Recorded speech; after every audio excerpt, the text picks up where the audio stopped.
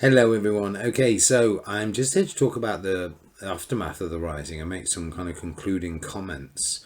Obviously, we've got a whole new section coming up on the rise of Sinn Féin, which covers much more of this period in detail. But I just want to talk about some of the major things that happen after the rising because they're absolutely key and really set the character of what's going to come afterwards. So, as we said, there's our casualties there, which if you remember, we had in our last video.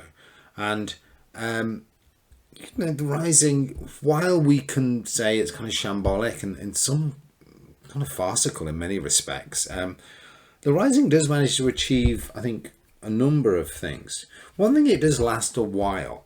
Okay, not a long while, 6 days though. So it does go on, and it does give an amount of time for people to respond to it, think about it, to process it.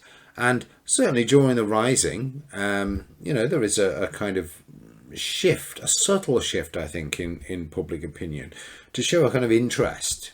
At least, as I said, it's rather ambiguous at the start. But then, as the rising goes on, more destruction, more chaos, more rumours and so on. It certainly does become the great focus for really everything in Ireland during that crucial week. So the second thing also, of course, is that the Republic is established.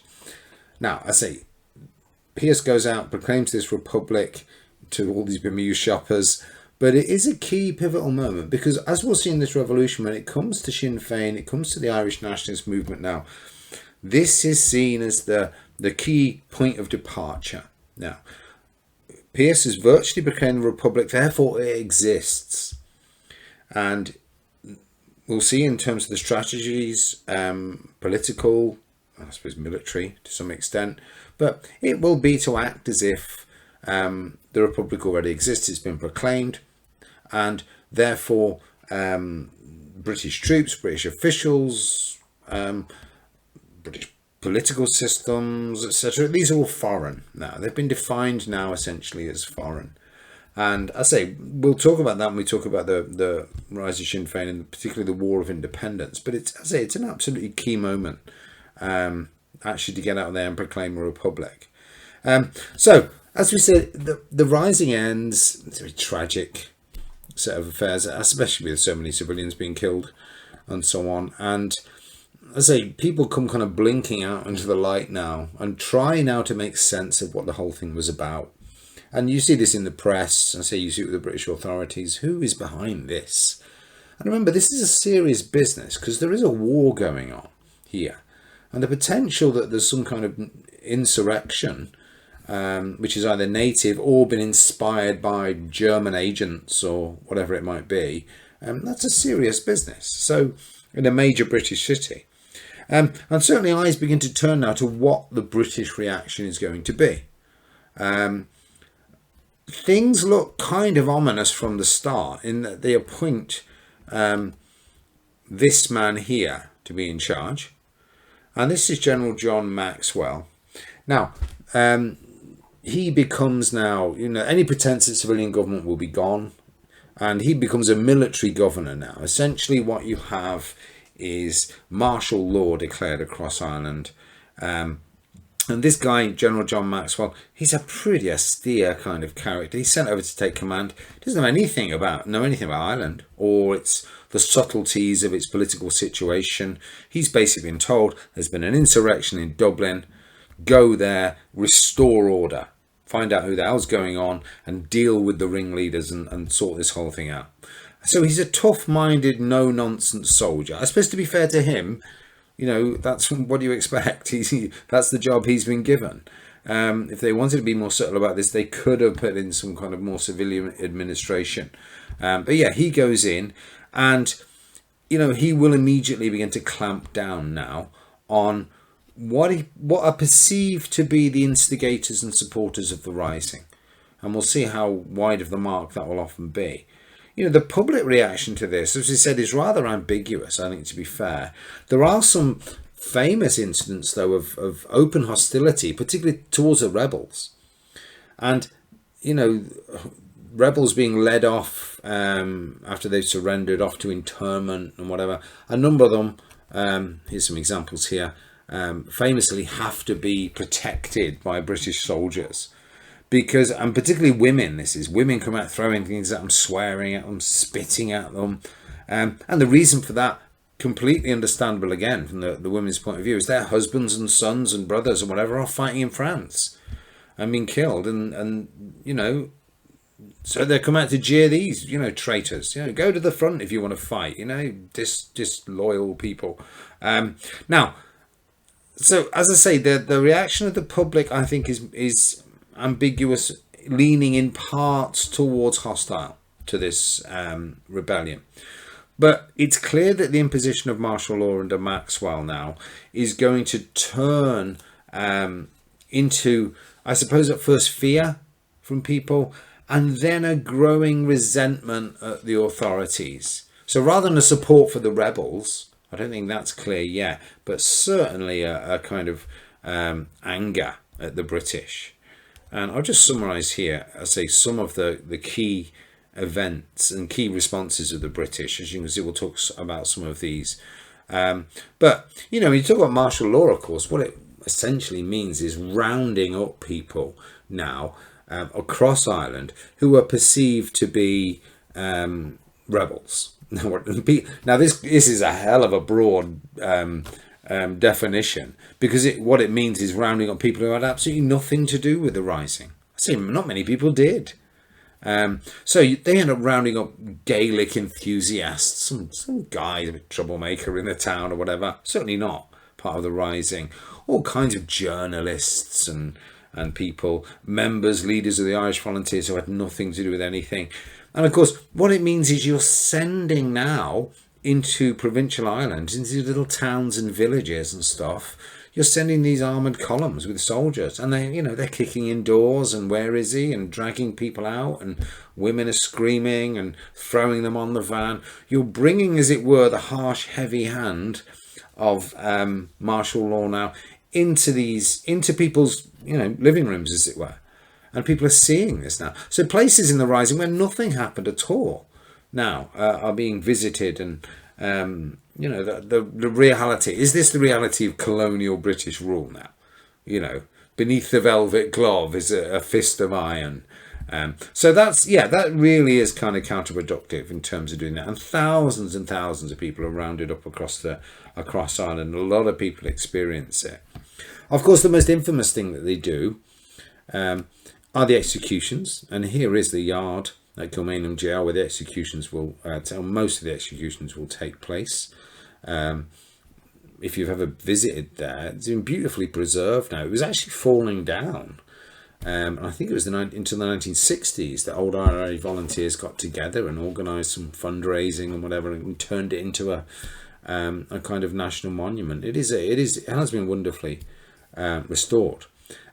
Now, when it comes to executions, and of course this is the most controversial thing of all. If you've ever grown up in an Irish family, as I have, we were told from when we were knee-high to a grasshopper about the executions and shooting of Patrick Pearse and and James Connolly and so on. But when you look at this in the cold light of day, to be absolutely fair, executions are almost inevitable about this. And it's certainly, to be fair, is not the fact of the executions. People expect someone to be executed. Certainly in this day and age, public opinion in Britain, and probably in Ireland as well, would have settled for little else. And especially now, when you consider the references that are made, the links to, what's the phrase in the proclamation, gallant allies in Europe. Now, they tried to get help from the Germans. This is an act of treachery in a major British city during a war. And as I think about the context of this now, today, if this happened, we'd say, we're going to be executing these people.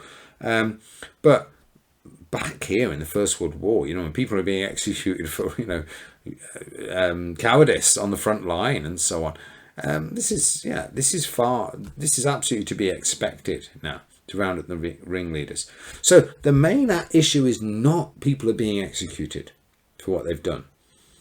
The main issue is how it's done. That's the key thing. The manner of the shootings. The trouble is, what they do is they drag out now the executions over a number of weeks. And over that time, it grows increasingly unpopular. So, from the British point of view, the best thing to do would have been, it's horrible to give this kind of advice, but the best thing would have been to round up the 10 or 12 people who signed the proclamation, the key people, take them out the next morning and shoot them, and it's done. But what they do is they drag it out now. And over the time, as I say, people are beginning to think now about the rising. The dust is beginning to settle. They're beginning to, as I say, get their heads around this. And certainly, remember, we know when the executions end, because they don't know. It just seems to end as literally 2 more today, nothing the next day, 3 more then. And this is the kind of problems that the British invite on themselves. Now, we'll talk a bit about why the British do that. They're not just doing this to be perverse. And of course, one of the reasons is they don't know who the hell's behind the rising. No one does. I mean, we've talked about the rising, of course, from all these different socialists and IRB people and Galicists and stuff. We can't really make sense of it today. It's such an eclectic mix. So there's no real group you can focus on. And so they're trying to unpick it as they go. And that's why they end up saying, oh, well, hang on, they were involved as well. So we'll end up getting them. It might be a week later. You end up shooting their leaders as well. So to give you an idea how this works, the pattern of it, on the 3rd of May, so only 3 days after the surrender, Pierce, Clark and Thomas MacDonagh are executed. And I'll show you here. There's a number of these at Kilmainham Jail. You get a sense of how these executions actually looked. The next day after that, they're followed then by another 4 of the leaders. And then the next day, another 1 of them is killed. Then there's a brief pause where there's talk about clemency and so on. This is what I mean. As time goes on, people are going to say, hang on a bit. I'm getting a bit too far with this now. And there's back and forward. But then the executions resume. Again on the 8th of May, with 4 more are shot on the 8th of May. Then the following day, another 1 of them is shot. So it's all parcelled out, this. And by this time, really, you're starting to get denunciations now.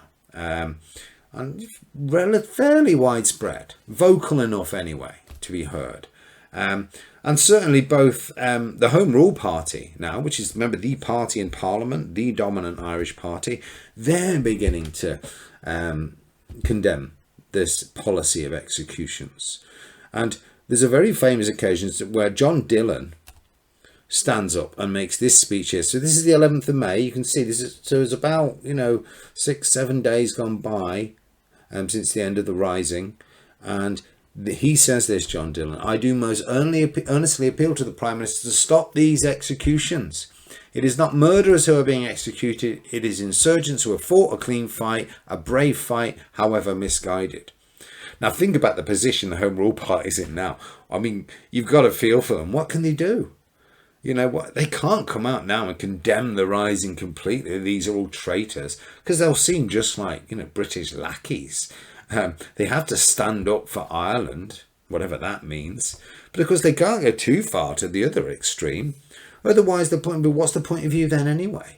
The Easter rebels were therefore right. And so they have to steer walk a tightrope now between these two extremes. And we'll see when we talk about Sinn Féin, they just won't be able to do this. Now, Asquith himself certainly is very concerned about how the shootings are being perceived, and is particularly convinced that one of the absolute no-nos of this will be to execute Constance Markievicz, as a woman particularly. Now, if you're actually being fair, I suppose, in terms of the people you're killing, she should have really been executed when you think about it, if they had a consistent policy, because she was leader of one of the garrisons in Stephen's Green. Yeah, she should have been up for it, to be killed. But of course, British complaints at the time, you think about the war, about particularly the Germans' execution of the British nurse Edith Cavell as a terrible act of savagery in Belgium, which had happened the previous October. They'd made great hay of this, the savage Germans killing this poor innocent woman. They don't want to be doing the same thing.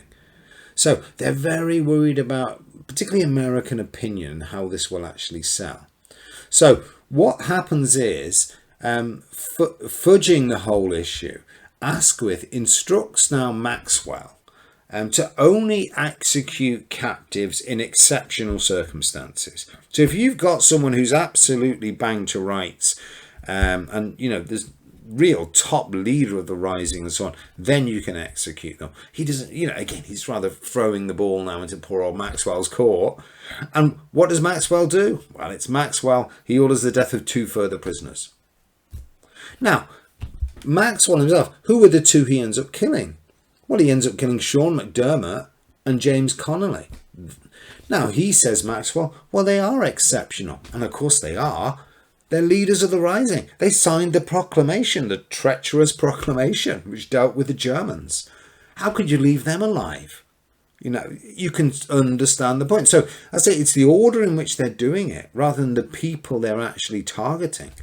And of course, Connolly's execution in particular causes widespread protest ever since people have talked about this, because Connolly is wounded in the ankle during the rising, and he's brought to Kilmainham jail actually on a stretcher, and then he has to be sat upright then in a chair. He's basically tied to a chair now, and then he's shot. And this is seen as the most inhumane thing, and I say every Irish schoolboy has been will be told about this. Now, when you think about this, let's be a bit of lateral thinking here. What are the British meant to do? Are they meant to nurse him back to health? Take 6 or 7 weeks, nurse him back to health, get a bit of physio and you're okay now, right, we're going to shoot you now. That's absurd when you think about it. But it does, you're absolutely right, it does seem rather tactless. The optics, as they'd say today, are not particularly good. And one observer actually famously commented on this process and the way executions were carried out, where they said they felt like they were watching blood seep from behind a closed door. So Kilmainham jail, the idea behind there, people are being shot, and no news. It's all secret now. Who's next? What's going to happen next? And so there is, as I said, this growing distaste for the way these executions are being carried out. That doesn't mean people support the rising and mean people are suddenly Republican. No, there's a long, long journey to people to go there. But yeah, so I think the ambiguity has turned towards, I think, opposition to the British response particularly. But let's say the fact these last 2 prisoners are Connolly and McDermott just highlights this major problem with the executions in terms of that they didn't try individuals in order, as it were, of their importance, if you can put it like that. They're the first people who should have been gone, then go down, as it were, the list. They do, though, also, and let's not let them off the hook here, and I'll show you the executed leaders or the executed individuals. They do target people who, of course, had very little leadership role in this. Most notoriously, of course, they target Willie Pearce, which is Patrick Pearce's brother. Now, and what seems to happen with Willie Pearce is, it's quite sad really, he did adore his brother. He wasn't given a leadership role, but he adored his big brother, and when he was brought in for questioning, he talked up his role. Me and my brother planned this together. You can imagine. It's very, very sad. And of course the British just took him at his word. Well, these 2 brothers are working together, and he was also shot as well, even though he didn't have any real role at all in planning or leading the rising. In total, what we get is 15 prisoners executed. Now, I know there's 16, but I will explain that. But 15 executed in those immediate weeks after the rising. The fact, of course, now the British give out 90 death sentences. 90 people. They'd been passed. So the policy is actually quite restrained. If you look at this in the cold light of day, it's actually quite restrained in a time of war and all that. It could have been much, much worse. That number, I say, will rise to 16 with the last execution, which will be the execution of Roger Casement. Now, if you remember, Casement's been in prison since he tried to bring the German arms in and so on, and be captured on that submarine. So he's already long been captured. And he will be hanged eventually for treason in August now 1916, so a bit on, to a great deal of consternation and anger. By the time of Casement's killing or execution, yeah, there is widespread outrage. And in the case of, it's quite an interesting sort of backstory to Casement. His homosexuality, which is revealed in the press in the so-called Black Diaries, which are diaries he's meant to have written while he was on colonial service now. So he's travelling around and all kinds of stories in there about his homosexuality. And not just that he's a homosexual, don't let people tell you that, that he's a sexual predator. I mean, really, dreadful things written in this diary. Now, the point is that people will say, oh, these are forgeries, cooked up now by the British establishment now to basically do away with Casement. And, you will still find today people claiming the so-called Black Diaries are complete British forgeries. Now, we now know that isn't true at all. Roger Casement certainly was something of a sexual predator. And I'll give you an example of this. So many people in the British establishment, the point is they end up stepping back from helping him. And this is why he ends up being executed. This causes particular anger that they allowed one of their own, as it were, from the elite to be killed also. But talk about the Black Diaries. I say, here's a memory here about the Black Diaries. And this actually happens during the negotiations of the Anglo-Irish Treaty. So when the Sinn Féin delegation is in London, they're obviously shown around and, oh, look at this, and we got some of this, and here's a bit of Parnell's this and whatever. And you can see this is a memory from Eamon Duggan, who's with Michael Collins. And this is what he says. Michael Collins and I saw the Casement Diary, this is the Black Diaries, by arrangement with Lord Birkenhead. We read it. I did not know Casement's handwriting. Collins did. He said it was his. The diary was in 2 parts, bound volumes, repeating ad nauseum details of sex perversion with young boys, of the personal appearance and beauty of these native boys, with special reference to a certain portion of their anatomy. I'll let you guess what that is. To be honest, it was absolutely disgusting. So that's the fact. The Casement was seemingly a sexual predator and did take advantage and sexually exploit lots of young men during his period of colonial service. Do with that what you will. I mean, the historian's job, of course, is not to, we're not to sugar the pill or whatever, because it does rather throw a spanner in the whole martyrdom narrative. But yeah, Roger Casement, I'm afraid that's who he was. But I say that's something that will be not revealed for many, many, many years after this. And I say Casement's execution will be lumped in with these other kind of martyrs. So what you can say about the Easter Rising, and is that I suppose the key point for today, it's almost in spite of itself. The Rising has kind of achieved what it was meant to achieve. In the sense, if it was meant to arouse the people from their slumber or whatever, to back this cause of separatism, kind of has done that. And certainly, even the most optimistic of the leaders couldn't have hoped for the popular anger and reaction that people have got in this. And as we'll see, talking about Sinn Féin, less than a year after the Rising, the Home Rule Party is already going to begin to crumble politically. And we'll have this political onslaught now from this new, incredibly vibrant, dynamic political movement in the shape of Sinn Féin, which we'll talk about exactly what that is. And the thing about Sinn Féin is, and why Sinn Féin are going to end up emerging as the party of the Easter Rising, of course, Sinn Féin have absolutely nothing to do with it. Sinn Féin isn't even a political party. If you remember, Sinn Féin was basically a newspaper, a short-lived newspaper of Arthur Griffiths, of many, and was used as a label by a number of candidates back down in the Edwardian period as a protest against the Home Rule orthodoxy, and then basically fizzled out. But the thing is, again, like the press today, who is behind the Rising? The press want a simple narrative. They want a story. It's kind of like, I suppose, Al-Qaeda. You have these bombings from these Muslim extremists that we went through.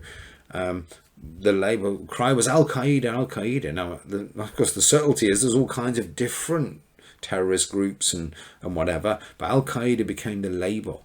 And the press scouring around for some kind of label for advanced nationalism in Ireland, the only thing they really know about is Sinn Féin.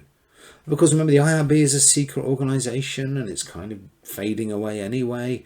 And it's a conspiracy, as we said, within a conspiracy. Even we can't make sense, as I say, of who's responsible for this. There's so many different groups in it. So Sinn Féin becomes the key name used by the press now. And I say it's kind of odd, really, because old Arthur Griffith himself is rounded up because he's Mr. Sinn Féin and nothing to do with any of this. Sinn Féin, Griffith doesn't like violence at all. He doesn't like the physical force side, Republicans and so on. But he's rounded up and dragged off. So it's very strange, this very ideologically confused, ambiguous event, as I say, will end up becoming the key foundation myth of Irish nationalism. And what is it? It's a crude mixture of idealism, certainly, political extremism, and violence as well. That was all thrown in there in the Rising, along with all these other political ideologies. Now, the issue is going to be, and I say this is what's going to move us into our next section. If you're trying to turn that confused political vision, as I say, into a real earthly movement and try and actually achieve anything with all its ambiguous legacies and so on, that's going to be a real problem. And anyone trying to, as it were, pick up this baton of what's left by the Rising, the Rising is going to be both an inspiration and a curse going forward. But what we'll do, I say in our new sections, we'll talk about the aftermath of the Rising, as it was after the executions and so on, and the beginnings now of a new political movement, or a new advanced nationalist political impulse, let's call it that. And the remarkable story about how this Sinn Féin movement emerges, until by the time we get to December 1918, Sinn Féin will win a massive landslide in the elections in Ireland. The first elections for 8 years in Ireland after the war's over. Incredible. And the Home Rule Party will be completely wiped out. Unthinkable. But I say, so we'll talk about that journey between the Rising and this great election victory in 1918, and what's happened in Ireland, and what are Sinn Féin, and where do they come from, and how do they relate to the Rising, and what about violence and the volunteers, and all the they're not going anywhere either. So that's a whole new kind of, section which we want to talk about going forward. Okay, my friends, so I will speak to you very soon. Take care.